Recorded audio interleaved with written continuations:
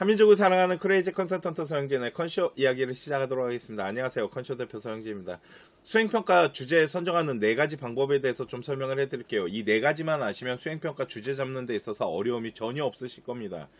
자, 그러면 첫 번째 주제를 잡는 방법 중에 뭐가 있냐면, 학교에서 수행평가를 하는 경우에 학교에서 주제 선생님이 정해주는 경우도 있어요. 그런데 어떤 선생님들이 되게 많으시냐면, 야, 니네가 전공과 관련이 돼 있거나 아니면 관심 있는 거 갖고 주제 잡아갖고 수행해가지고 발표해, 아니면 보고서 갖고 와 라고 하시는 분들이 계십니다. 자, 이런 경우는 가능하면 전공성을 살리면 좋겠죠. 그랬을 때 전공성을 살리는 방법에 대한 부분, 그리고 또 하나 대학교가 수행평가를 평가할 때 중요시 보는 게 있습니다. 그게 뭐냐면, 만일 학교에서 뭔가 배웠어요. 우리 아이가 만약 유전에 대해서 배웠다 칠게요. 유전을 배웠는데 좀 관심이 있고요. 뭔가 이 부분에 대해서 뭔가를 좀 더 찾아봐야겠고, 이런 경우 학교에서 배운 학업에 대한 어떠한 단원의 주제를 연장해서 더 심화적으로 연구해 나가는 이런 모습을 되게 좋아합니다, 대학교가.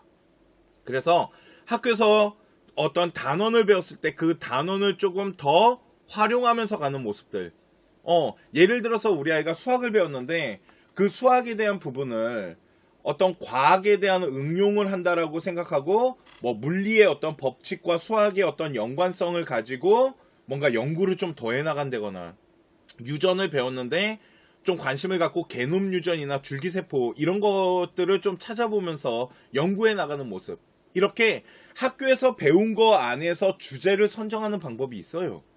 또 하나, 이렇게 선정하게 되면 대학교가 왜 좋아하냐면, 얘는 학교에서 뭔가를 가르쳤을 때 조금 더 관심 있어 하는 분야를 주체적으로 생각하고 뭔가 찾아보고 탐구하는구나, 이렇게 평가를 하는 기준이 되거든요. 그래서 요 학교에서 배운 어떤 단원의 주제 가지고 하는 것도 좋은 방법이다 라고 보시면 되고요. 두 번째, 사회 이슈죠.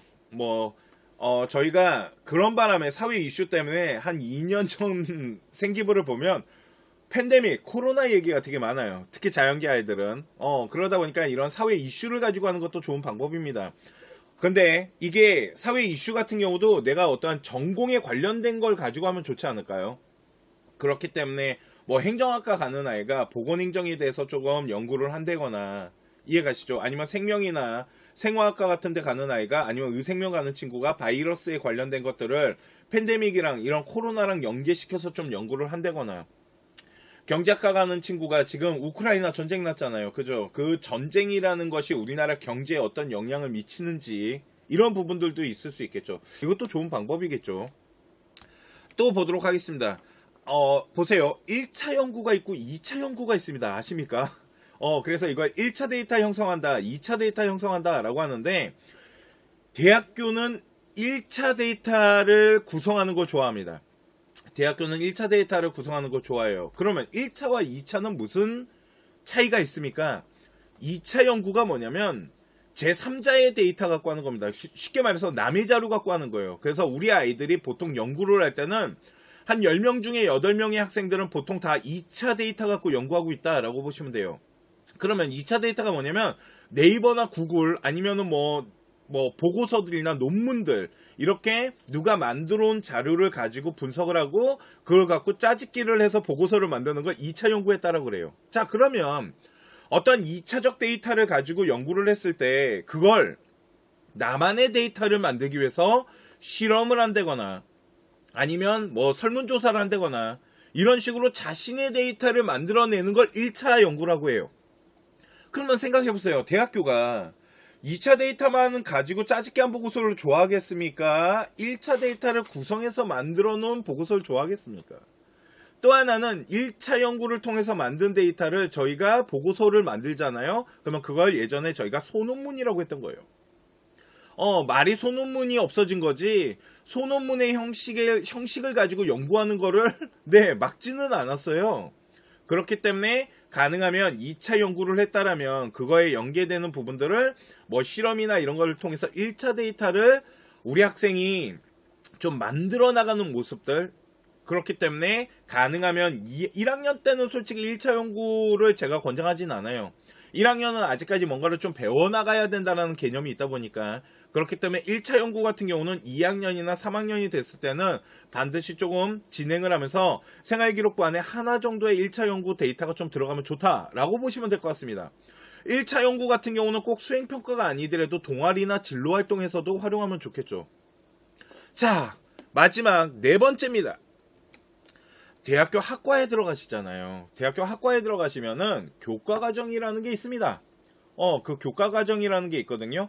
그 교과과정이라는 걸 보면 대학교에서 무엇을 배우는지가 나와 있어요. 그 배우는 것 중에 관심사의 주제를 하나 잡는 것도 방법입니다.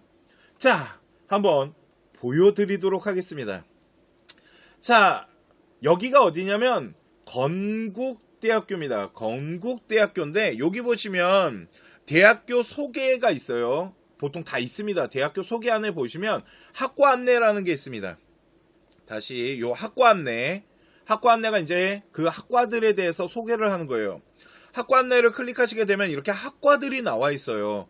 뭐 문과대학교, 이과대학교는 수학, 물리학과, 화학과, 그리고 건축학과가 있고요. 공과대학교, 일단 인기 많은 공과대학교인데 뭐 사회환경, 기계항공, 전자전기 이런 것들이 있습니다. 오늘 제가 볼 거는 사회환경공학부. 왜? 요즘 아이들이 환경 좋아하잖아요. 자, 환경을 한번 들어가서 보도록 하겠습니다. 자, 환경을 들어가서 보게 되면은요, 여기 보시면은 학과 소개도 있고요, 교과 과정 진로 안내가 있는데, 오늘 제가 아까 말씀드린 건 이 교과 과정입니다. 우리 학과를 왔을 때 사회환경공학과를 오잖아. 그러면 우린 이런 걸 가르쳐 라는 겁니다. 자, 그러면 교과 과정을 클릭하게 되면 여기 배우는 것들이 나와 있습니다. 미적분 배우고요, 컴퓨터 프로그래밍 배우고요, 공학수학, 수치 해석, 화통 이런 것들을 배운대요. 그러면 무엇을 배우는지에 대해서 쭉 내려보면서 보는 겁니다. 그러다가 건설 재료? 또 좀 보도록 할게요. 유체역학, 역학 잘하는 아이들 왜 좋아하는지 아시겠죠? 공대가 환경공학 있고 스마트시티 이런 것들이 있네요. 그러면 스마트시티에 대해서 자료를 좀 찾아보는 이런 것도 있을 수 있고요. 또 하나는 미세먼지에 관련된 것들. 그리고 또 보니까 건설 시공학이 또 있어요. 어때? 자, 환경 시스템.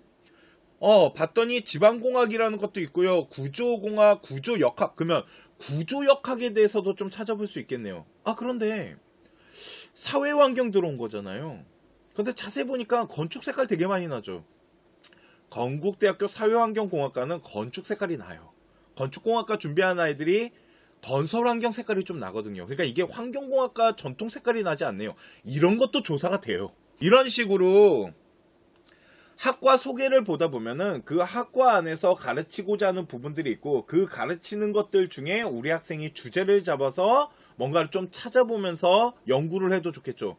그 얘기는 내가 대학교에 갔을 때 니네가 배워야 되는 거를 미리 한번 봤어요 라는 것도 어필할 수 있고, 우리 학교 입장에서는 얘가 우리 학과에 관심이 되게 많구나, 우리 학과 들어오면 이런 거 배우는데 얘가 미리 한번 봤네 라고 평가를 할 수도 있다는 거죠.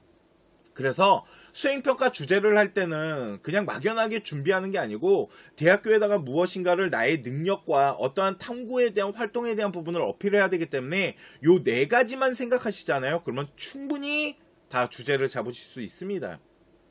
자, 오늘 제가 준비한 방송은 여기까지 하도록 하고요. 잠시만 기다려주시면 1대1 상담해 드리도록 하겠습니다. 잠시만요.